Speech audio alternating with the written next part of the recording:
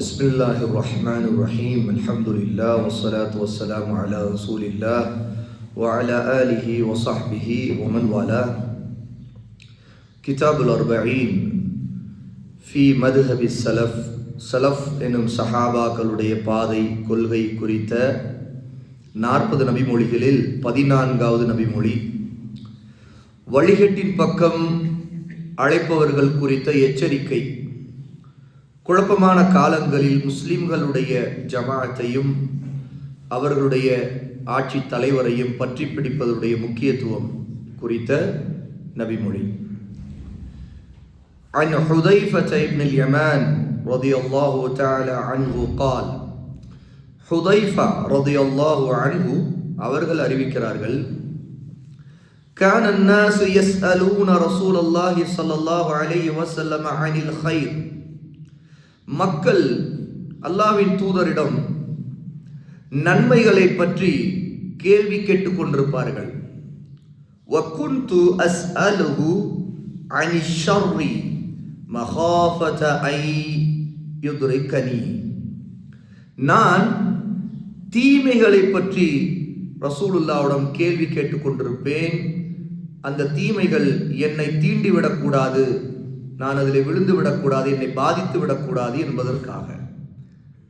ஹுதைஃபா மற்ற நபித்தோழர்களிலிருந்து எப்படி வேறுபடுகிறார் என்பதுதான் இந்த முதல் வாக்கியத்துடைய தனி சிறப்பு. எல்லா நபித்தோழர்களும் நன்மைகளை பற்றி கேட்பார்கள். எது செய்தா நன்மை, எது செய்தா எவ்வளவு கூலி, அப்படிங்கிறத பற்றி தான் அதிகமாக கேட்பாங்க. ஆனால் ஹுதைஃபா எப்பவுமே தீமைகளை பற்றி கேட்பார்கள். ஏன்?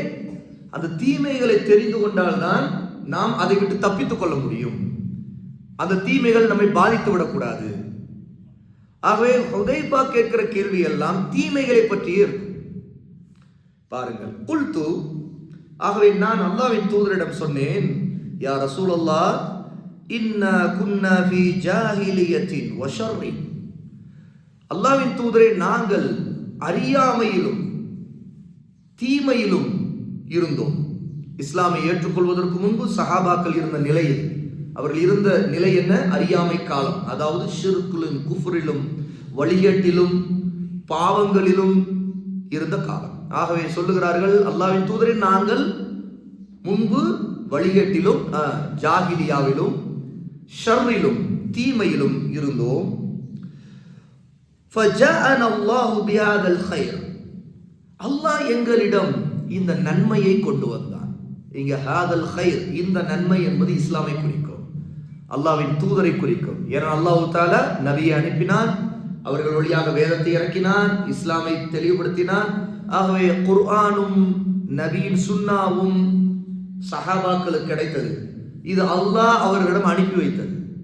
ஆகவே நாங்கள் ஜாகிலியாவிலும் தீமையிலும் இருந்தோம், அல்லாஹ் எங்களிடம் இந்த நன்மையை கைரை எங்களுக்கு அனுப்பினான். ஃபஹல் பஅத ஹாதல் கைரி மின் ஷர். இந்த கைர், இந்த நன்மை, இந்த இஸ்லாம், இந்த சிறப்பு, இதற்கு பிறகு தீமை ஏதேனும் உண்டா? இதற்கு பிறகு ஏதாவது தீமை எங்களுக்கு வருமா என்று கேட்கிறார்கள். கால நஅம், வரும் என்று ரசூலுல்லாஹ் சொல்றாங்க. அப்ப இஸ்லாம் நபி முஹம்மது வழியாக கொடுக்கப்பட்ட அந்த சஹாபாக்களுக்கு இப்போது இந்த கைருக்கு பிறகு ஒரு தீமையும் வரும் என்று ரசூலுல்லாஹ் சொல்கிறார்கள். குல்து, நான் கேட்டேன், ஃபஹல் பஅத ذلك الشر من خير. அல்லாஹ்வின் தூதரே, அந்த தீமை வரும் என்று சொல்லுகிறீர்கள், அந்த தீமைக்கு பிறகு ஏதோ ஒரு நன்மை வருமா? அல்லது அந்த தீமையே நிலைத்து மறுமை நாள் வரைக்கும் இருந்து விடுமா? அல்லது அதற்கு பிறகு நன்மை எங்களுக்கு வருமா என்று கேட்கிறார்கள். கால நஅம், வரும், தீமை வரும், அதற்கு பிறகு ஒரு நன்மையும் பின்னாடி வரும். ஃபீஹி தஹனுன், ஆனால் அது ஒரு மங்கலாக இருக்கும். அதாவது நன்மையின் தீமையும் பிரித்தறிய முடியாத ஒரு குழப்பமாக இருக்கும். சஹாபாக்கள் அப்படி ஒரு காலகட்டத்தை எதிர்கொண்டார்கள். ரசூலுல்லாஹ் சொன்ன அந்த முன்னறிவிப்பு அப்படி நிறைவேறியது.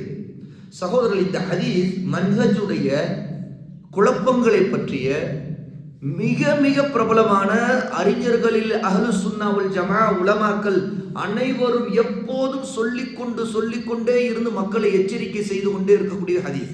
அவை மிக கவனமாக கேளுங்கள். உங்களுடைய நேரத்தை பார்க்காதீர்கள், மிக மிக கவனமாக கேளுங்கள்.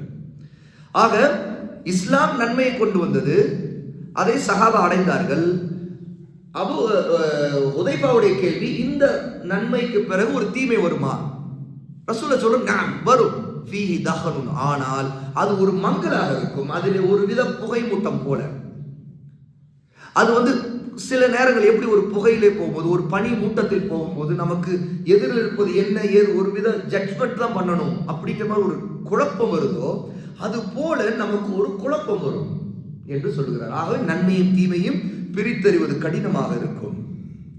இப்போது அந்த தஹன் மங்கலான நிலை என்று ரசூலுல்லாஹ் சொல்றார்கள் இல்லையா? உடனே ஹுதைஃபா கேட்கிறார்கள், குல்து வமா தஹனுஹு, அந்த மங்கலான நிலை, அந்த தஹன் என்பது என்ன அல்லாஹ்வின் தூதரே என்று கேட்கிறார். கால, இப்ப ரசூலுல்லாஹ் சொல்றாங்க பாருங்க, கௌமுன் யஹ்தூன பிகைரி ஹதி தஅரிஃபு மின்ஹும் வ துன்கிர், ஒரு கூட்டத்தார் வருவார்கள், அவர்கள் என்னுடைய நேர்வழி அல்லாத ஒரு வழியை கொண்டு மக்களை வழி நடத்துவார்கள். அதிலே அந்த நேர்வழி அல்லாத ஒரு வழி இருக்குது பாத்தீங்களா? அப்போ என்னுடைய வழி அல்ல அது, ஆனால் அவர்கள் மக்களை வழி நடத்துவார்கள். நீங்கள் அதிலே தஅரிஃபு மின்ஹும், அதிலே நீங்கள் நன்மையும் பார்ப்பீர்கள், அதை அறிந்துக்குவீங்க, அதுல எது நன்மைங்கிறது நீங்க அறிவீங்க. அதே நேரத்தில் நீங்க வத்துன்கிர், அதிலே நீங்கள் மறுக்க வேண்டிய, இது தவறு, இது வழிகேடு என்று எதிர்க்க வேண்டிய, விட்டுவிட வேண்டிய விஷயங்களையும் அறிவீங்க. அப்போ தஹன் எப்படி இருக்கும், மங்கலான நிலை எப்படி இருக்குங்கடா, நீங்க அந்த நேரத்துல உங்களுடைய நிலை அங்க ஒரு மங்கலான நிலை இருந்தால் நீங்க பிரிச்சறிவீங்க. ஓ, இது நேர்வழி, இது வழிகேடு, இது சரியான பாதை, இது தவறான பாதை. அப்ப இந்த பிரித்தறிகிற நிலை உங்களுக்கு இருக்கும். நீங்க தஅரீஃப், நீங்க விலகிக் கொள்வீங்க, நீங்க அறிந்து கொள்வீர்கள், அதை அடையாளம் கண்டு கொள்வீர்கள். ஆனால் அவர்கள் வழிகாட்டக்கூடியது எப்படி இருக்கும்? என்னுடைய நேர்வழி அல்லாத ஒரு வழியை கொண்டு வழிகாட்டுவார்கள். ரசூலுல்லாஹி ஸல்லல்லாஹு அலைஹி வஸல்லம் ஒரு கூட்டத்தையே சொல்லுகிறார்கள். கௌமுன், கௌம்னா என்ன? ஒரு கூட்டம். ஒரு கூட்டம் வரும், யஹ்தூன பிகைரி ஹதி, என்னுடைய ஹிதாயா, என்னுடைய நேர்வழி, என்னுடைய ஹுதா, என்னுடைய சரியான பாதை, இதை விட்டு விட்டு வேறு ஒரு வழியிலே வழிகாட்டுவார்கள்.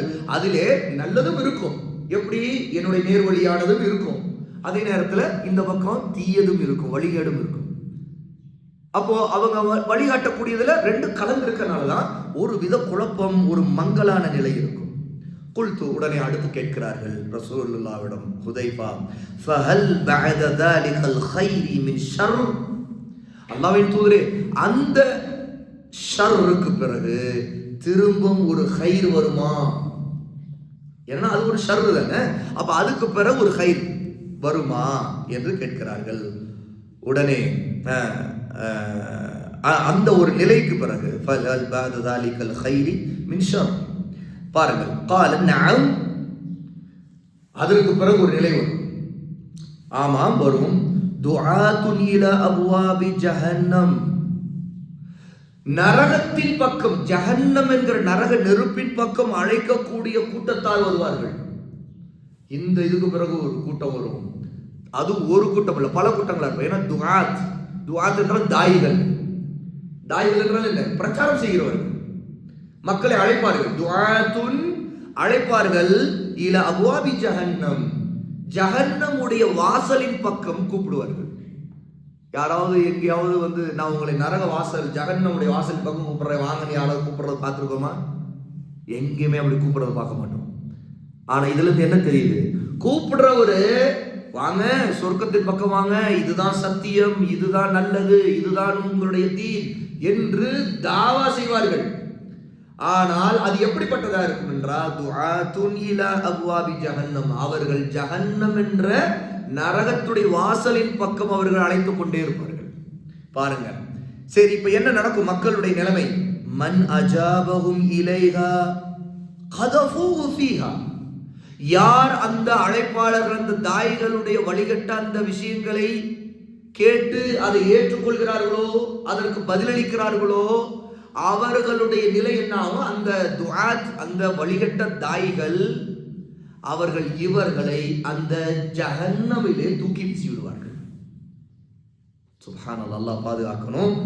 அதான் மிகப்பெரிய தீமை, நரகத்துக்கு கொண்டு போய் சேர்த்துருவாங்க அப்படிங்கிறாங்க.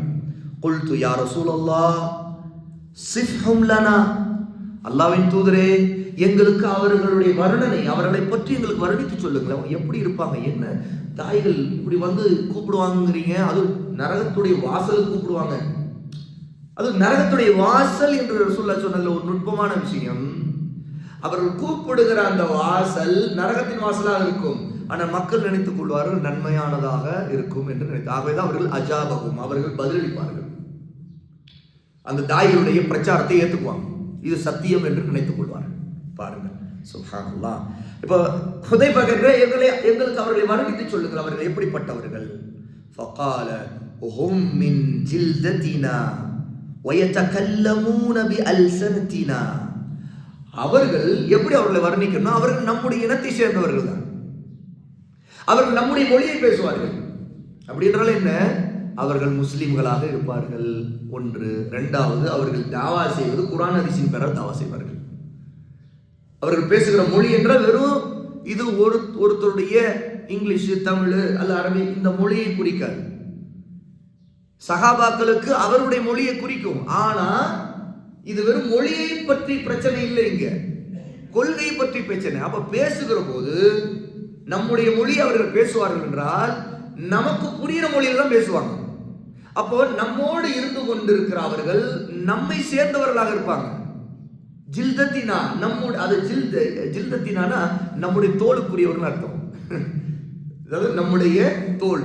அப்படி என்றால் நீங்க எந்த பகுதியில, எந்த நாட்டுல, எங்க இருக்கிறீங்களோ அதே மொழியில அதே விஷயங்களை பேசுவாங்க.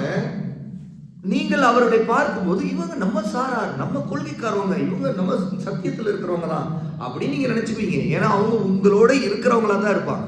எங்கோ வெளியில இருந்து நம்முடைய இனம் அல்லாத வேறொரு இனத்திலிருந்து வருவார்கள் என்பது அல்ல இந்த வழிகட்ட பிரச்சார கூட்டங்கள், அல்லது அவர்கள் வேறு ஏதோ ஒரு மொழியில நம்மிடம் வந்து பேசுவாங்க என்பதல்ல. நமக்கு தெரிஞ்ச மொழி நம்ம கூட்டத்திலே இருந்துதான் அவர்கள் பேசுவார்கள் என்று ரசூலுல்லாஹ் அவர்களை வர்ணிக்கிறார்கள். பாருங்க, குல்து நான் கேட்டேன். இப்போ அடுத்து சஹாபி கேட்கிற கடைசி விஷயம் என்ன பாருங்க, ஃபமா தஅமுருனி இன் அத்ரகனி தாலிக், அல்லாஹ்வின் தூதரே நான் அப்படிப்பட்டவர்களை சந்தித்தால், எதிர்கொண்டால், அவர்களை நான் பார்த்தால் நான் என்ன செய்ய வேண்டும் என்று நீங்கள் எனக்கு கட்டளையிடுகிறீர்கள். இப்போ இப்படி ஒரு வழிகட்ட கூட்டங்கள் வந்து பிரச்சாரம் செய்வாங்கிறீங்களே, நரக நெருப்புக்கு அந்த வாசலுக்கு அழைப்பாங்கிறீங்களே, அப்ப நீங்க எங்களுக்கு சொல்ற கட்டளை என்ன என்று கேட்கிறார்கள். கால ரசூலுல்லாஹ் சொல்றாங்க, தல்ஸமு ஜமாஅத்தல் முஸ்லிமீன வ இமாமஹும், நீங்கள் முஸ்லிம்களுடைய ஜமாத்தையும் அவர்களுடைய ஆட்சி தலைவராக இருக்கக்கூடிய இமாமையும் பற்றி பிடித்துக் கொள்ளுங்கள், அவர்களோடு ஒதுக்கிக் கொள்ளுங்கள். இந்த வழிகட்ட பிரச்சார கூட்டங்களோடு ஒரு காலம் சேர்ந்து விடாதீர்கள்.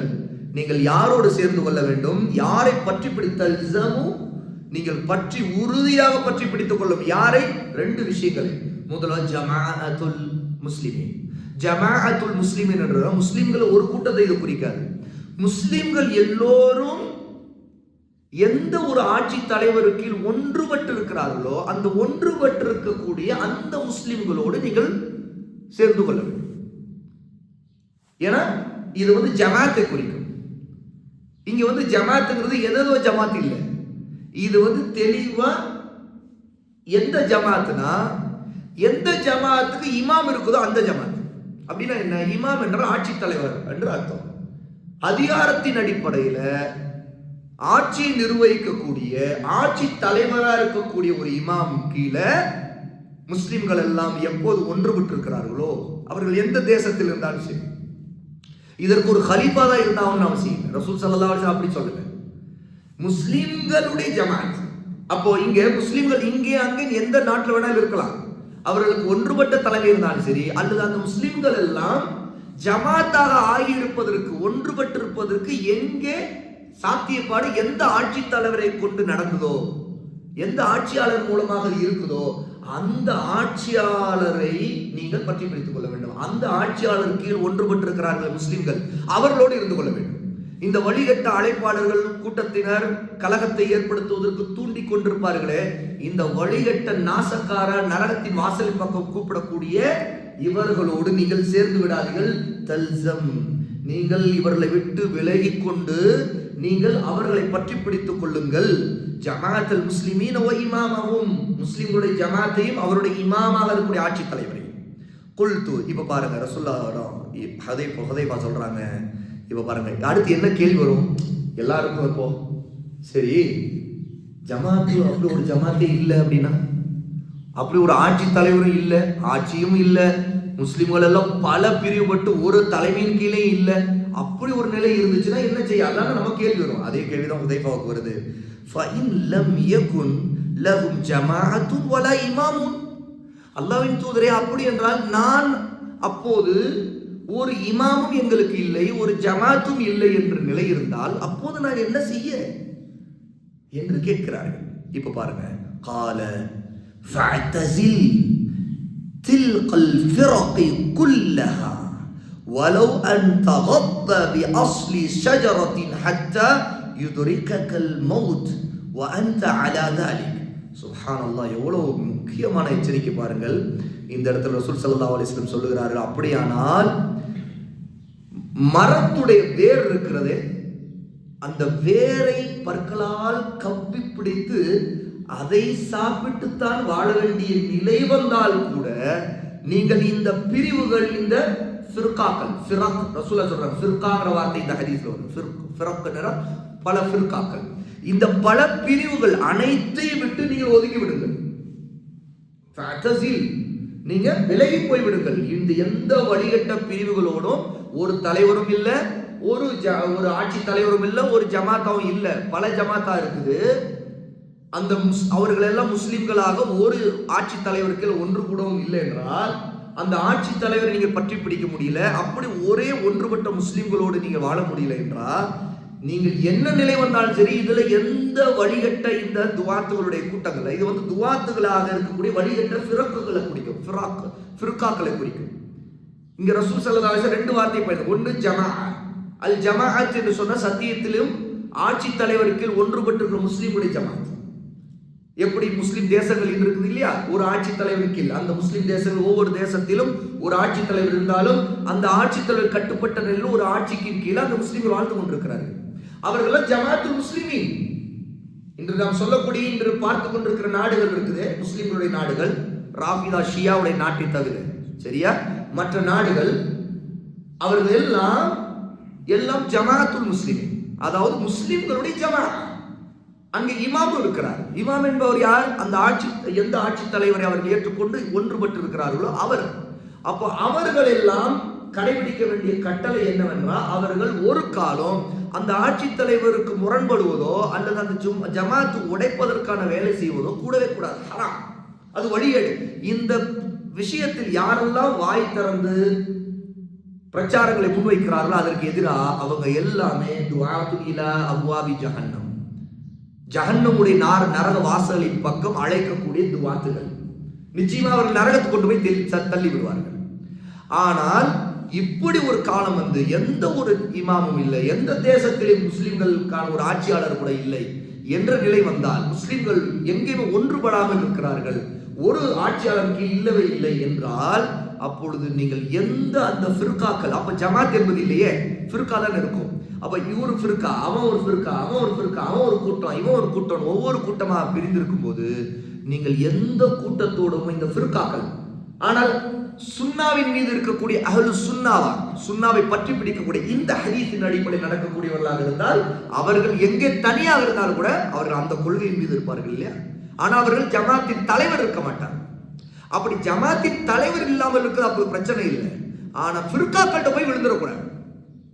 அப்படி என்றால் என்ன, ஒன்னு ஜமாத்துல இரு, இல்லாட்டி எந்த ஃபிர்காக்களை விடாம சேர்ந்துடாம தனியா இருந்து கொள். அப்புறம் ரசூல் ஸல்லல்லாஹு அலைஹி வஸல்லம் அந்த தனியா இருக்கும்போது உனக்கு பெரிய சிக்கல் வரலாம். எப்படின்னா, நீ தனியா ஒதுக்கப்பட்டு தனிமைப்படுத்தப்பட்டவனாக ஆகலாம். அப்போ உனக்குடைய வாழ்வாதாரம் கூட பிரச்சனையா வரலாம். எந்த அளவுக்கு ஒரு ரசூலுல்லாஹ் சொல்றாங்க, நீ மரத்தின் வேரை சாப்பிட்ற நிலை வந்துடும், அப்படி கூட வரலாம்.